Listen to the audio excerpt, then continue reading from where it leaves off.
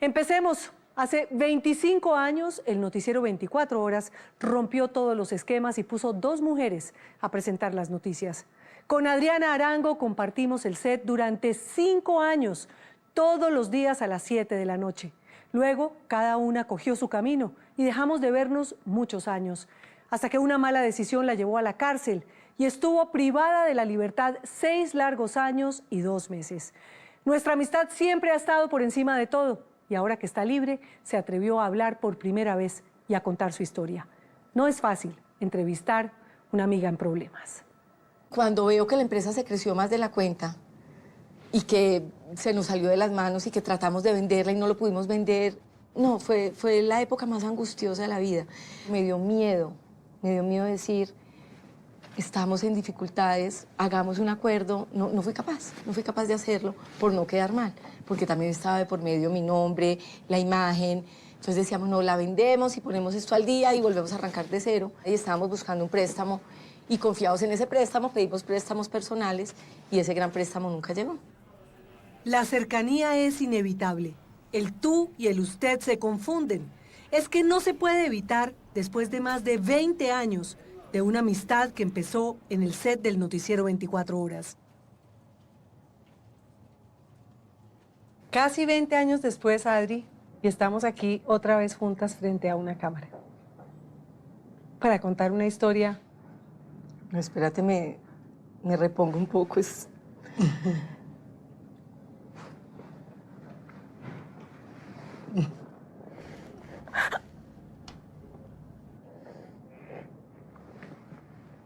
Fui muy sociable, muy amiguera. ¿Fui? Sí, y en esta experiencia, o sea, en todos los momentos de la vida, y ahora que me pregunta eso, o me preguntas. Pero sí, yo te voy a tutear. Bueno, no nos sé podemos cómo. tutear, ok. Ahora que me preguntas eso, creo que esta experiencia que terminó hace pocos meses me permitió reconstruir la historia de mi vida desde el principio. Entonces vienen y van las preguntas y las respuestas. Empecemos por el principio, el paso a paso de cómo terminó presa, luego de haber sido lo que fue, una estrella de la televisión, de las noticias. Un rostro al que los colombianos se acostumbraron muy rápido y que todavía no logran olvidar. A mí el delito que más me dolió fue el de estafa. Yo le decía al fiscal, yo no estafé a nadie. Pues es que estafa es cuando uno se roba la plata, engaña a la gente y se la lleva para su usufructo. Y la plata estaba invertida en lo que era. Fue una operación de flores, había muchos empleados, había muchos gastos. ¿Y por qué no acudieron a la quiebra? Por miedo. Nosotros no fuimos capaces por no quedar mal. Y pensamos que lo podíamos manejar. Ese fue nuestro gran error. Ese fue el pecado. Ese fue el pecado. Que le salió muy caro. Muy caro. Sí, porque se vino todo a pique, pues la familia se atomizó. Como digo yo, o sea, uno pierde la libertad, pero también pierdes su buen nombre, pierdes todos tus bienes, pierdes... Yo por lo menos no perdí la esperanza, pero pierdes como el sustento y la base de lo que tú crees que es una vida que has construido. Y yo ahorita a mis 50 años arranco de cero. Me río mucho con... No es la primera vez que Adriana vuelve a empezar. A los 23 años llegó sola a Bogotá. Iba a probar suerte como presentadora del noticiero número 1 del momento de la televisión. Traía bajo el brazo la disciplina con la que varias veces estuvo becada en la Bolivariana de Medellín y por la que todavía la recuerdan en el colegio Marymount. Llegaba con un reto enorme, reemplazar a Margarita Rosa de Francisco en la presentación del noticiero. Vine, hice una prueba que fue muy simpática porque llegué, me acuerdo que... Con una capa. Llegué con una capa como el servicio Rona Roja de Avianca, pero una capa negra, toda entaconada y con el peinado Alf, toda maquillada. Eso parecía que yo fuera pues a presentar quién sabe qué, o que fuera para un cóctel. Al otro día me dijeron que me habían escogido, que me necesitaban en 10 días. Y el día que secuestraron a Álvaro Gómez, ese día llegaba yo a Bogotá. Entonces fue un impacto emocional para mí impresionante, todo militarizado y yo pues súper asustada. Llego al otro día al noticiero, esta cara de tragedia, todo el mundo consternado, el país pues paralizado. Y yo no sabía quién mirar, yo no conocía a nadie. Y de pronto Marisabel me dijo, ven y me ayudas con los titulares. Y se me ocurrió meterme también a las salas de edición a ver qué era lo que estaban haciendo. Y ahí fue como donde logramos cambiar y trascender un poco esa figura de la presentadora que solamente maquillan para que lea lo que el otro hace y a involucrarse un poco más, entendiendo pues cuál era el trasfondo exacto. Y por una casualidad terminé sentada a su lado y logramos hacer un equipo infalible a las 7 de la noche. El mundo de la televisión es un mundo con unos egos enormes y con unas vanidades quizás más grandes que los egos. Es un mundo difícil. ¿Cómo te sentiste cuando un día dicen que vas a compartir el set con otra niña? Yo no me sentí en ningún momento como compitiendo ni con celos profesionales, sino que a mí me encantan los riesgos y el asumir desafíos y cambiar. O sea, a mí me encanta, yo estoy en constante evolución, en constante cambio, y para mí ese era un reto, una fórmula audaz que había propuesto Marisabel Rueda, y mira que funcionó súper bien. Y ante todo éramos buenas compañeras y nos hicimos grandes amigas, y ahora pues para mí como hermanas después de todo lo que nos ha tocado vivir. Así es, como hermanas que todavía dicen las Arango. Las Arango, como nos decían, le cambiamos la cara a las noticias. Y mientras trabajábamos en la década más convulsionada del narcotráfico en Colombia, presentando bombas y asesinatos, construimos una amistad a prueba de bala. Como una niña tan juiciosa y tan ordenada y como tan en control de su vida, termina metida en semejante lío. Fue por amor, fue por respaldar el sueño y un propósito empresarial de Javier, sin saber en qué me estaba metiendo. Yo me metí de cabeza a respaldarlo y se nos salió de las manos. Se metió de cabeza y corazón. Primero dejó las noticias y puso a madrugar a los colombianos con el magazine En Vivo, que alternaba en las tardes con un espacio en radio. La voz de Adriana sonaba a toda hora. Yo no puedo tomar trago, no es que yo estoy alimentando a mi bebé. Hasta que tuvo que decidir y se despidió para siempre de los medios y se entregó a la empresa familiar. En el 2003, el segundo esposo de Adriana, Javier Coy, montó un negocio de exportaciones y la empresa comenzó a crecer. Lograron una licencia para exportar café y pronto se metieron al negocio de las flores. De repente se vieron arrendando tierras en la sabana de Bogotá y montando oficinas en Nueva York, Santiago de Chile, Londres y hasta en Moscú. Semejante crecimiento necesitaba de un músculo financiero que ni Adriana ni Javier tenían y empezaron a recurrir a los amigos, pedir préstamos y pagarlos con intereses muy atractivos. Llegó el 2008 y las cuentas no daban. El país estaba enfurecido con la caída de DMG y los ojos pronto se fueron sobre los negocios de Adriana y su esposo. Vinieron las demandas, los embargos y la cárcel. Es asustador al principio. Me acuerdo la primera vez que llegaron a embargarnos la oficina. Entonces uno trata como de mantener la serenidad, uno pues como el dueño de la empresa, con los empleados y todo. ¿Pensó que iba a terminar en la cárcel? Me acuerdo una vez que mi hija, la mayor, cuando ya estábamos en el proceso pues con las supersociedades que habían intervenido a la empresa, me dijo, mami, ¿qué pasa si te vas para la cárcel? Y le dije, mira, no va a ser fácil, pero no te vas a derrumbar. Y me acuerdo cuando llegué a dormir la primera noche al Buen Pastor, me acordé de esas palabras. ¿Con un miedo? Era más como la incertidumbre, más que miedo, era la incertidumbre de saber sobre todo la familia y los niños. Lo más difícil. En el 2009 a Adriana y a Javier los condenaron a 7 años y medio de prisión por captación ilegal de 16.000 millones de pesos. Aún así, se las arreglaron para que eso, de juntos en la riqueza y en la pobreza, no quedara solo en palabras. ¿Cómo logró sobrevivir ese matrimonio a semejante debacle? Cárcel, quiebra, la separación de la familia. El amor. Definitivamente el matrimonio está por encima de la individualidad de las dos personas. Entonces no es Javier y Adriana, sino el matrimonio de Javier y Adriana. Y eso nosotros no lo tocamos, es sagrado, es un tesoro. ¿Y cómo se cultiva? ¿Se hablaban, Javier, en la cárcel, teléfono, cartas? Sí, no, teléfono. ¿Cómo es esa hay relación? tarjetas telefónicas, entonces hay horarios de llamada. Él llamaba por lo menos 4 veces en el día.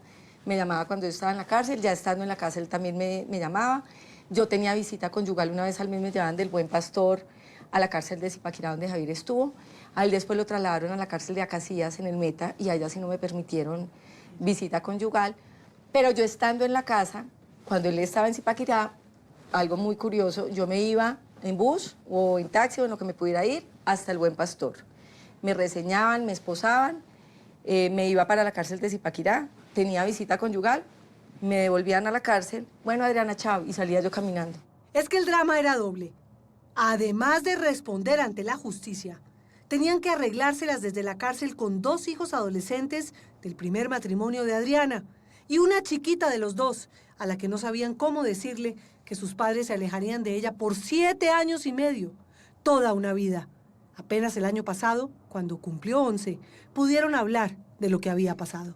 Javier, por ejemplo, le decía muchas veces, mira, nosotros no nos capturaron, nos presentamos a la justicia, asumimos nuestro error y tenemos que echar para adelante nuevamente.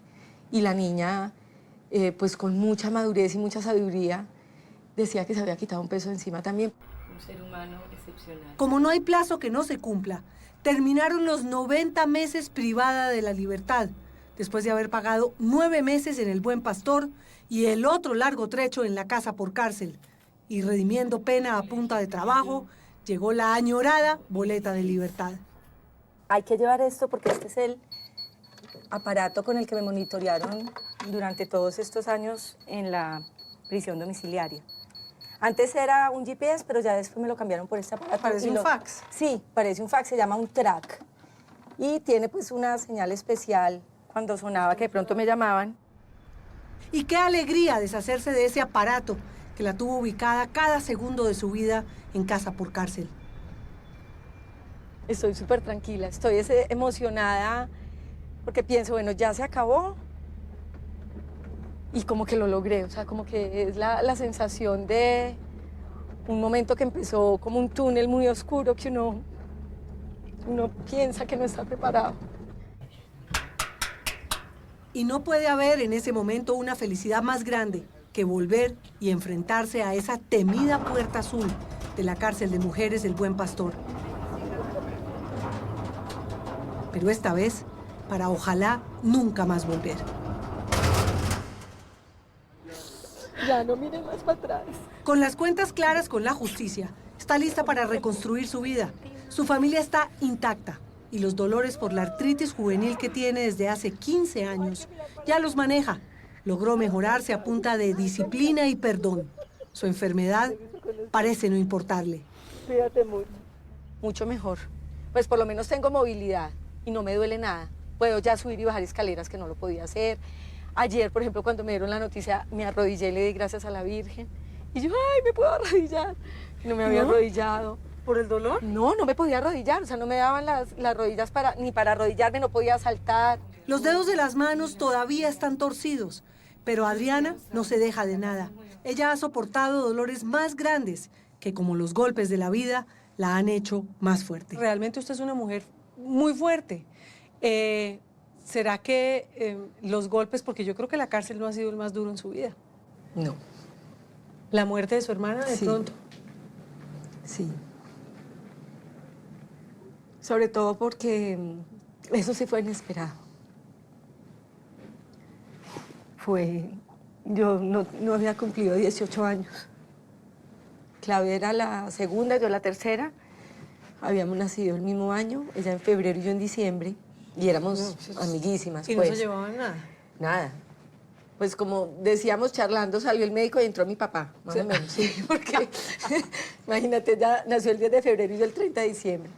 Entonces éramos entrañables y sí, se disparó en la cabeza y fue durísimo. Mi mamá estuvo postrada en la cama 2 o 3 años. Yo después desarrollé también la artritis, mi mamá también. Y eso no fue todo. Tuvo que soportar privada de la libertad la muerte de su papá. ¿Cómo fue la relación, Adri, con tu papá Fue en la hermosa. cárcel? Ay, no, mi papá me llamó todos los días a las 6 de la mañana, era la primera llamada que entraba. Y siempre me dijo,